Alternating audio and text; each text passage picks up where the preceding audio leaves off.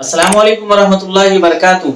मेरे भाइयों, नमाज दीन इस्लाम का एक अहम तरीन फरीज़ा है जो किसी भी हाल में माफ नहीं है। अगर एक शख्स खड़े होकर नमाज नहीं पढ़ सकता है तो वो बैठ के नमाज पढ़े, बैठ के भी नमाज नहीं पढ़ सकता है तो वो लेट के नमाज पढ़े, लेकिन नमाज पढ़े किसी भी हाल में नमाज माफ नहीं है। क़यामत के दिन सबसे पहले नमाज ही के मुतालिक सवाल होगा।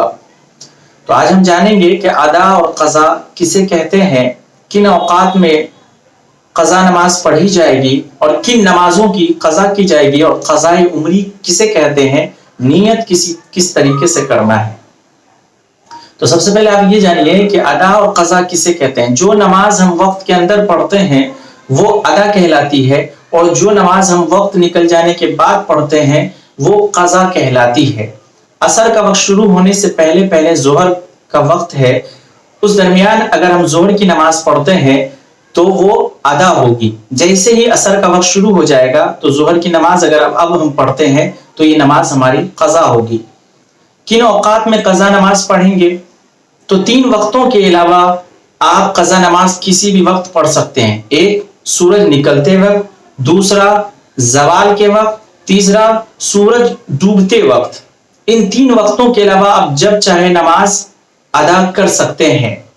किन नमाजों की क़ज़ा की जाएगी, तो फ़राइज़ और वाजिबात की क़ज़ा की जाएगी, अलबत्ता सुन्नत व नवाफिल की क़ज़ा नहीं की जाएगी। क़ज़ाए उम्री किसे कहते हैं, एक तो क़ज़ा वो है जो हमारी आज और कल छूटी है, एक क़ज़ा वो है जो बहुत सालों की नमाज छूटी हुई है। अगर एक शख्स बालिग होने से लेकर 30 साल की उम्र हो गया, अब तक वो एक भी नमाज नहीं पढ़ा, गफलत और कोताही में जिंदगी गुजार दिया, लेकिन अब उसे आखिरत की फिक्र लाहिक हुई तो वो नमाज क़ज़ा करना चाहता है, तो वो इतनी सालों की नमाज किस तरीके से क़ज़ा करे। तो सबसे पहले वो अंदाजा लगाए कि बालिग होने से लेकर अब तक उसकी कितनी नमाज क़ज़ा हुई है, कितनी सालों की नमाज क़ज़ा हुई है। अगर किसी शख्स को यह भी पता ना हो कि वो बालिग कब हुआ था, तो वो 15 साल से लेकर जितनी उम्र चल रही है उतने सालों की नमाजों की क़ज़ा करेगा। तो नियत किस तरीके से करेंगे क़ज़ाए उम्री की, जैसे फजर की नमाज की अगर हम नियत करेंगे तो नियत इस तरीके से करेंगे, मेरे ज़िम्मे जो फजर की सबसे पहली नमाज है मैं वो पढ़ रहा हूं।